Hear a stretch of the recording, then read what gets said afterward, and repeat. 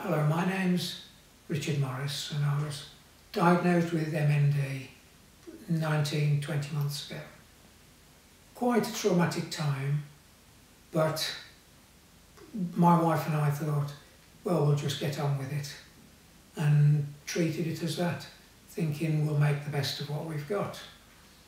My son, my youngest son, at the time was studying to be a doctor, and he went and had a talk with one of his lecturers, a consultant neurologist, and he came back to me and said, the biggest piece of advice he's got is contact your local hospice. Now that's something we'd never considered.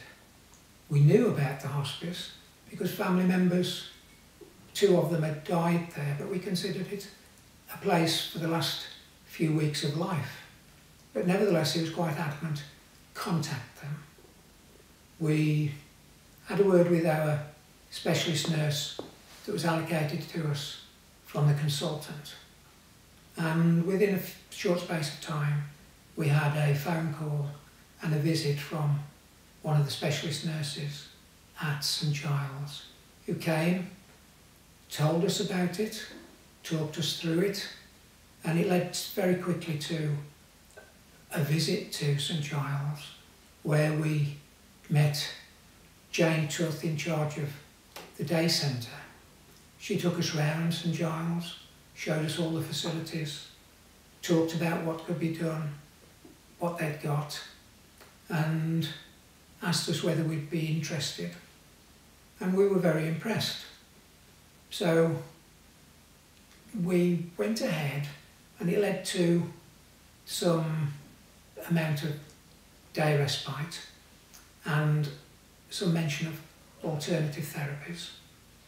And everything has opened our eyes to what can be done, not just for people who are at the very end of life, but for people like me who, having been diagnosed with a terminal illness, may have many months or even years before the end comes about.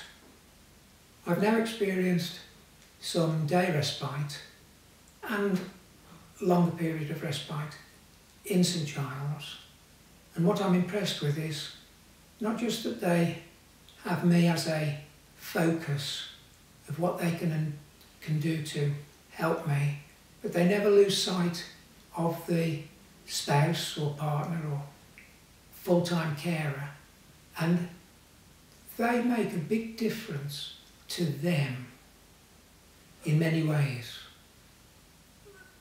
I've received from St Giles all of the emotional and psychological support that I've been given during all of my illness, and I've received through them most of the physical help with the OT department, getting on to coming to the house, having a look at what was needed, making suggestions, and trying to contact the agencies that provide this.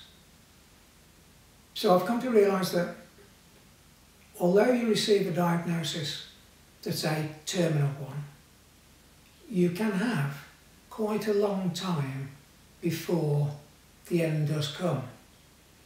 They are there for you then, but they are there for you in many ways before you get to the last few weeks. And the help that they provide and that they can give in many ways makes a great difference to the standard of what you're doing with your partner for all of that time.